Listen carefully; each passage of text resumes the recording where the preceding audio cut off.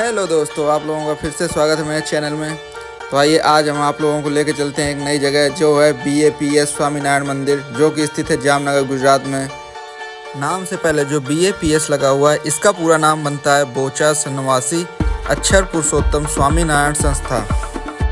चलिए अब आप लोगों को मंदिर की समय सारणी से अवगत कराते हैं। तो मंदिर सुबह 6 बजे खुलता है, 6 बजे मंगला आरती शुरू होती है। उसके बाद 7:30 बजे श्रृंगार आरती होती है। उसके बाद मंदिर 7:30 से 10:15 बजे तक मंदिर खुला रहता है। उसके बाद 10:15 बजे से 11:15 बजे तक मंदिर राजभोग थाल के लिए बंद किया जाता है। उसके बाद राजभोग आरती सुबह 11:15 पे होती है। उसके बाद मंदिर 12 बजे से 4 बजे तक बंद रहता है। 4 बजे से 6:15 तक के लिए मंदिर फिर से खुलता है। 6:15 से 7:15 तक थाल के लिए मंदिर को फिर से बंद किया जाता है। फिर 7:15 पे संध्या आरती होती है। उसके बाद 8:30 बजे शयन आरती की जाती है।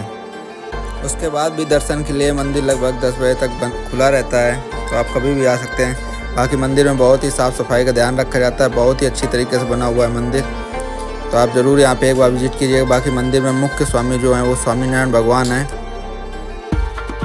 स्वामीनारायण संप्रदाय के स्थापक तथा इष्ट देवता स्वामीनारायण या सहजानंद स्वामी हैं, जिनका जन्म 2 अप्रैल 1781 और मृत्यु 1 जून 1830 को हुआ था। इन्हें नीलकंठ वर्णी के नाम से भी जाना जाता है। भगवान स्वामीनारायण हिंदू धर्म से हैं। इनकी व्यक्तिगत विशिष्ट या मूल नाम घनश्याम, 3 अप्रैल 1789, छिपिया, उत्तर प्रदेश, निधन 1830 गढ़दा, गुजरात, भारत। शांतिचित स्थान अक्षरधाम। पिता धर्मदेव, माता भक्ति माता। उनका जन्म रामनवमी के अयोध्या के पास ही छिपिया नामक स्थान पर हुआ था। उनके माता पिता का नाम धर्मदेव और भक्ति माता था। बाल्यकाल में विद्या ग्रहण करके उन्होंने गृह त्याग किया था। नीलकंठ वर्णी नाम धारण करके उन्होंने हिमालय में कठिन तपस्या की और भारत के समस्त तीर्थों की यात्रा की थी। बाद में उन्होंने गुजरात के रामानंद स्वामी से दीक्षा धारण कर उन्हें अपना गुरु बनाया। रामानंद स्वामी के देहांत के बाद उन्होंने स्वामीनारायण संप्रदाय की स्थापना और प्रचार किया। उन्होंने अस्पृश्यता, अंधविश्वास, सती प्रथा, बलि प्रथा का अंत किया था तथा धर्म, ज्ञान, वैराग्य, सदाचार जैसे वैदिक मूल्यों को समाज में पुनः स्थापित किया। उनके ऐसे ही महान कार्यों के कारण जन समुदाय में वे श्रीजी महाराज के नाम से प्रसिद्ध हुए। उन्होंने दलितों, गरीबों और पिछड़े वर्गों को शिक्षित बनाया।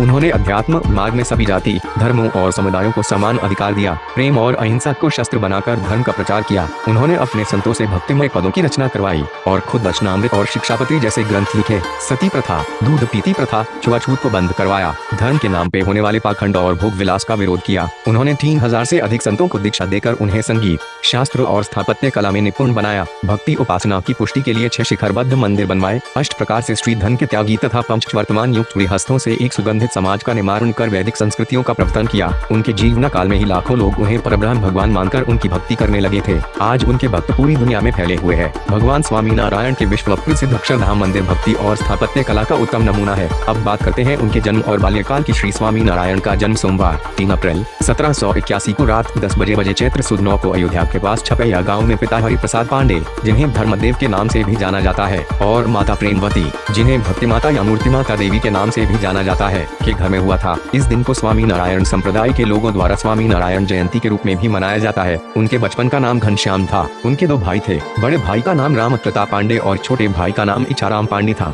जब स्वामीनारायण 5 वर्ष के थे तब उनके पिता धर्मदेव ने उन्हें पढ़ाना शुरू किया। अपने पिता से बाल घनश्याम को 4 वेद, रामायण, महाभारत, श्रीमद् भागवत पुराण, श्री रामानंदाचार्य प्रणीत श्री भाष्य, याज्ञवल्क्य स्मृति आदि की शिक्षा मिली। बाल्यकाल से ही स्वामीनारायण शास्त्रार्थ और मल्ल विद्या, कुश्ती में भी पारंगत थे। अब बात करते हैं उनके नीलकंठ वर्णी रूप में। स्वामीनारायण जी की अपनी माता और पिता के मृत्यु के बाद 11 वर्षीय बालक स्वामीनारायण घर छोड़कर जंगल में तपस्या करने चले गए। उनके तेजस्वी रूप और तपस्या शिव जी जैसी होने के कारण लोग स्वामीनारायण को नीलकंठ वर्णी नाम से जानने लगे। नीलकंठ वर्णी जी ने 7 वर्षों तक देश के विभिन्न हिस्सों में पैदल यात्रा की। सबसे पहले वह हिमालय में पुलहाश्रम गए। वहाँ पर 3 मास तक बिना खाए पिए वायु भक्षण करके तप किया, जिससे सूर्य देव उन पर प्रसन्न हुए। उसके बाद बुटुलपटन से आगे बढ़ते हुए नेपाल में उनकी विद्रोपाल योगी से मुलाकात हुई। 1 वर्ष तक उनके साथ रहकर अष्टांग योग सीखा। हिमालय के जंगलों से निकलकर पूरे दक्षिण भारत और महाराष्ट्र के तीर्थों की यात्रा की। साथ ही में तोताद्री में श्री संप्रदाय और रामानुजाचार्य जी के ग्रंथों का अभ्यास पूर्ण किया। नीलकंठ वर्णी ने गृह त्याग करके 7 वर्षों में पूरे भारत, नेपाल, भूटान आदि देशों के तीर्थों की पैदल यात्रा की। इस दौरान हजारों लोगों का जीवन परिवर्तन करके अपना अनुयायी बनाया। अंत में गुजरात में विचरण करते हुए उन्हें उद्धव के अवतार रामानंद स्वामी मिले।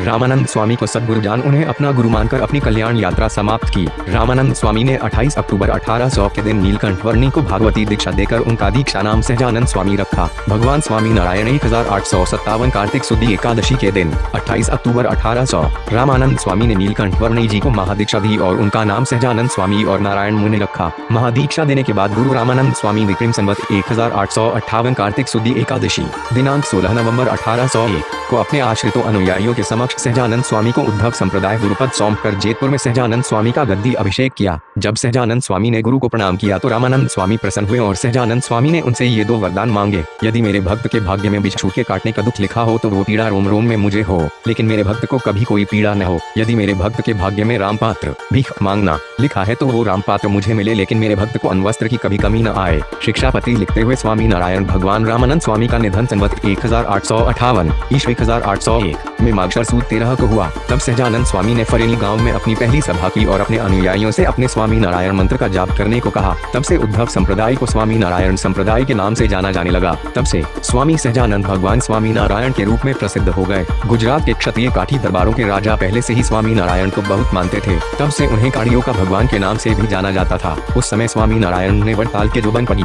उपलेटा के वीरा भाई जैसे भयानक और कुख्यात लुटेरों को अपना अनुयायी बनाया। भगवान स्वामी नारायण के उपदेश वचनामृत ग्रंथ में संग्रहित है। भगवान स्वामी नारायण ने स्थापत्य कला, संगीत कला, नाट्य कला, चित्रकला और शिल्प कला को भी प्रोत्साहन दिया। उनके इन प्रयासों के कारण स्वामी नारायण संप्रदाय का खूब विकास हुआ। सांप्रदायिक ग्रंथों के अनुसार जब भगवान स्वामी नारायण को लगा कि उनके अवतार के सभी उद्देश्य पूरे हो गए हैं तो उन्होंने भोजन और पानी त्याग दिया और विचरण करना भी बंद कर दिया। संवत 1883 जेठ सुद दशम 1 जून 1830 के दिन उन्होंने यौगिक कलाओं के माध्यम से अपने भौतिक शरीर का त्याग किया। उनका अंतिम संस्कार गढ़डा में दरबार श्री दादा बापू खाचर के लक्ष्मीवाड़ी में रघुवीर जी और अयोध्या प्रसाद द्वारा किया गया था। धार्मिक ग्रंथों के अनुसार भगवान स्वामी नारायण ने धाम गमन से पहले संप्रदाय के व्यवस्थापन की जिम्मेदारी धर्मवंशी आचार्यों को सौंपी थी, जबकि गुणातीतानंद स्वामी को अपनी आध्यात्मिक विरासत गोपालानंद स्वामी को दी थी। हालांकि इस विषय पर विद्वानों की अलग अलग राय है। अक्षरधाम मंदिर में भगवान स्वामी नारायण और गुणातीतानंद स्वामी एक दिन भगवान स्वामी नारायण अर्थात नीलकंठ वर्णी मांगरोल के पास लोज गाँव में पहुँचे। वहाँ उनका परिचय स्वामी मुक्तानंद से हुआ, जो स्वामी रामानंद के शिष्य थे। नीलकंठ वर्णी स्वामी रामानंद के दर्शन को उत्सुक थे। भेंट के बाद रामानंद जी ने उन्हें स्वामी मुक्तानंद के साथ ही रहने को कहा। नीलकंठ वर्णी ने उनका आदेश शिरोधार्य किया। उन दिनों स्वामी मुक्तानंद कथा करते थे, उसमें स्त्री तथा पुरुष दोनों ही आते थे। नीलकंठ वर्णी ने देखा कि अनेक श्रोताओं और साधुओं का ध्यान कथा की ओर न होकर महिलाओं की ओर होता है, अतः उन्होंने पुरुषों तथा स्त्रियों के लिए अलग कथा की व्यवस्था की तथा प्रयास पूर्वक महिला कथावाचकों को भी तैयार किया। उनका मत था कि सन्यासी को उसके लिए बनाए गए सभी नियमों का कठोरतापूर्वक पालन करना चाहिए। कुछ समय बाद स्वामी रामानंद ने नीलकंठ वर्णी को पीपलाड़ा गाँव में दीक्षा देकर उनका नाम सहजानंद रख दिया। 1 साल बाद जयपुर में उन्होंने सहजानंद को अपने संप्रदाय का आचार्य पद भी दे दिया। इसके कुछ समय बाद स्वामी रामानंद जी का शरीरांत हो गया। अब सहजानंद स्वामी ने गांव-गांव घूमकर सबको स्वामी नारायण मंत्र जपने को कहा। उन्होंने निर्धन सेवा को लक्ष्य बनाकर सभी वर्गों को अपने साथ जोड़ा। इससे उनकी ख्याति सब ओर फैल गई। वे अपने शिष्यों को 5 व्रत लेने को कहते थे। इनमें मांस, मदिरा, चोरी, व्यभिचार का त्याग तथा स्वधर्म के पालन की बात होती थी। सहजानंद अर्थात स्वामी नारायण जी ने जो नियम बनाए वे स्वयं भी उनका कठोरता से पालन करते थे। उनका कार्य क्षेत्र मुख्यतः गुजरात रहा। प्राकृतिक आपदा आने पर वे बिना भेदभाव के सबकी सहायता करते थे। इस सेवा भाव को देखकर लोग उन्हें भगवान के अवतारी मानने लगे। आज भी उनके अनुयायी विश्व भर में फैले हैं। तो दोस्तों ये थी इस मंदिर की समस्त जानकारी। बाकी इसकी शाखाएं जो हैं वो सब इस डिटेल में कवर हो चुकी हैं। बाकी कैसा लगा आपको वीडियो ज़रूर बताइए कमेंट सेक्शन में। बाकी कोई अगर डाउट है तो आप कमेंट सेक्शन में पूछ सकते हैं। मिलते हैं अपने नेक्स्ट ब्लॉग में, तब तक के लिए सीताराम।